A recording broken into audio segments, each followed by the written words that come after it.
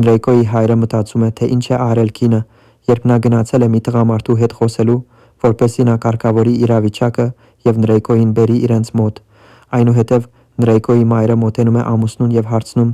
թե ինչ են ուզում, ու Ռեյկոյի մայրը պատասխանում է, որ նրանց հավանաբար փող է պետք, քանի որ նրանք պատշաճ կերպով չեն պատասխանում և ոչինչ չեն բացահայտում Ռեյկոյի մասին, մինչդեռ Վովոն մտածում է, որ իրեն հիմա փող է պետք։ Նա մտածում է Դեյվիդի մասին և այն մասին, թե ինչպես է նա երեկ խոսել իր հետ, բայց Վովոն անօգնական է, ուստի զանգահարում է Դեյվիդին և ասում, որ իրեն փող է պետք։ Դեյվիդը ծիծաղում է դրա վրա և ասում. «Ինչ է պատահել, դու այդքան արագ փոխեցիր քո միտքը, ինչու եմ այսօր քեզ լսելուց հետո վախենում»։ Վովոն պատասխանում է.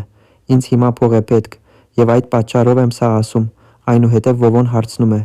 «Հիշում ես իմ վիճակը»։ Վովոն պատասխանում է. «Նախ, ինձ փող է պետք»։